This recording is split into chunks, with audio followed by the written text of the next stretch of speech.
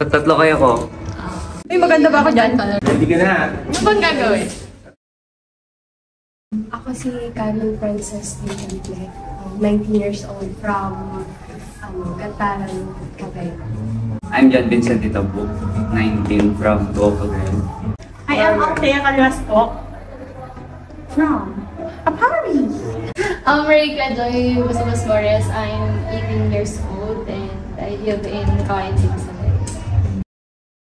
Sad at happy at the same time kasi may mga kaibigan tayo dito sa loob ng campus. Pero hindi sa lahat ng oras ay masaya kasi mahirap, may pagkahirap. Hindi may pagkahirap pala, kundi mahirap din. Hindi ako. Kapag wala kang nababother, okay ka? Nababother ko ba kayo? Oo, di ba okay ako? Hindi ako okay pero okay lang. Playful. Tapos parang mapangarapin siguro. Kasi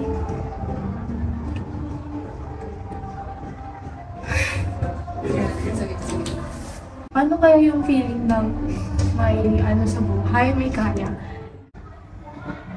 Ako yung batang ang taas ng pangarap dati. Hindi sa mga kurso na ganito ngayon. Ang gusto ko lang dati, lumaki, matustusan yung mga pangangailangan nila.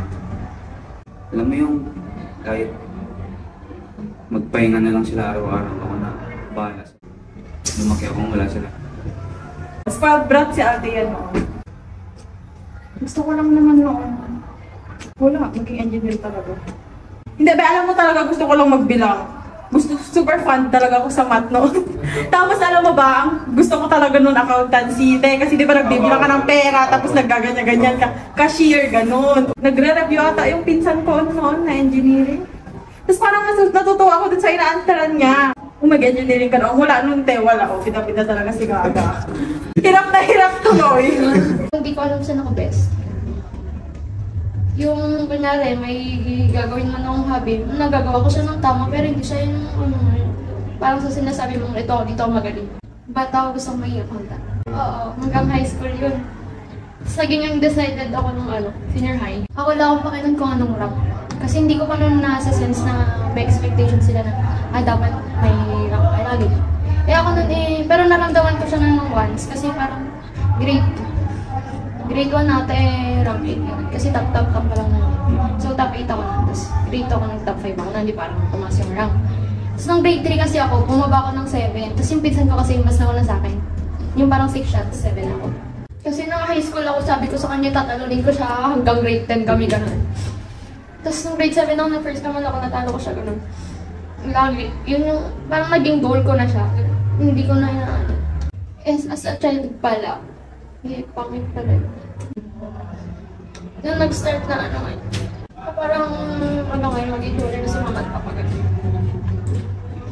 Parang nahihirap ganun, tanggapin. Tapos nun, suicidal ako, di nila alam. Sa parang pangarap, hindi ko na masasabi yun ngayon eh. Kaya nga nag-aral ako dito sa CSU kasi libre. Pero hindi naman lahat libre. Kung dati masasabi mo na parang hindi naman hadlang yung kahirapan sa mga pangarap eh kasi libre naman mangarap.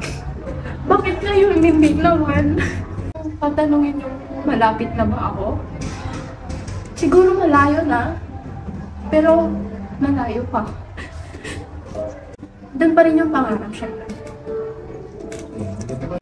Dapat ako napapatunayan sa sarili ko. Kailangan ko muna may mapatunayan sa sarili ko bago sa ibang tao.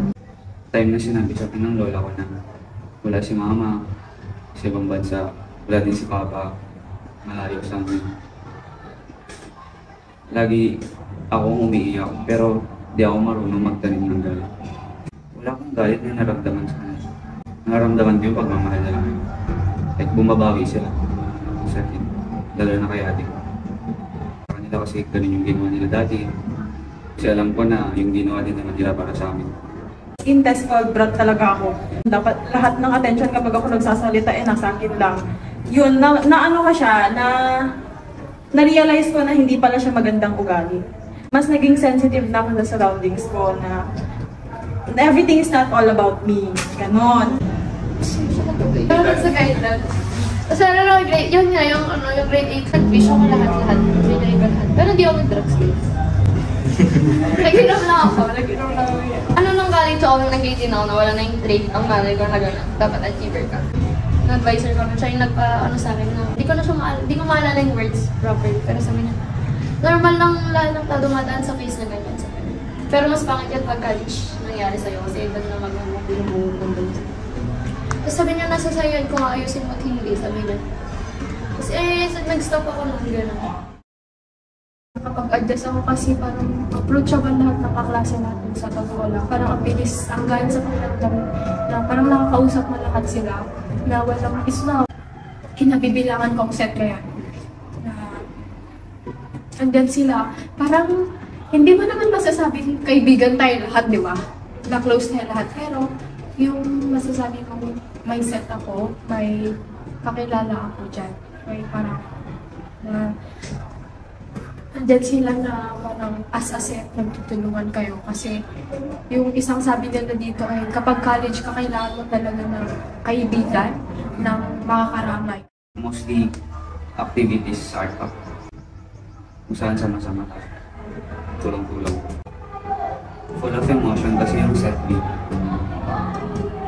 Di ba may kakaya yan? Natutunan ko ulit. Buksan yung bibig ko. Magkaroon ng confidence sa isang bagay.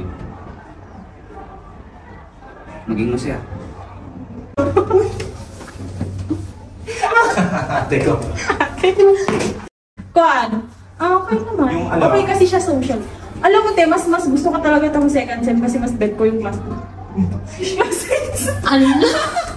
Kahit anong sabihin mo, te, kahit anong sama ng mga tao, kahit anong sama ng kahit anong sama ng ibang ugali, kahit anong sama ng ugali mo. Pag meron kang friends socially, iba no, parang kapag pag-uwi mo, sad ka man, pero at least kapag nandito ka, okay ka. Yung bundok, na alas 8. Tapos alas 9, alas 10 na gabi. Oo. Doon, dami yung nagkilalang sa Edwi dahil doon. Like, hindi na pala ako yung mahilig mag-rant, gano'n. Parang boring ka na high school. Parang, okay lang mag-enjoy, gano'n. Maganda yung ng binigyan sa akin, parang unity. Yun yan, sinasabi na sa akin. Like, parang kailangan mo maging yun, gano'n. Tapos through up and downs, dapat na doon pa rin ka magamit.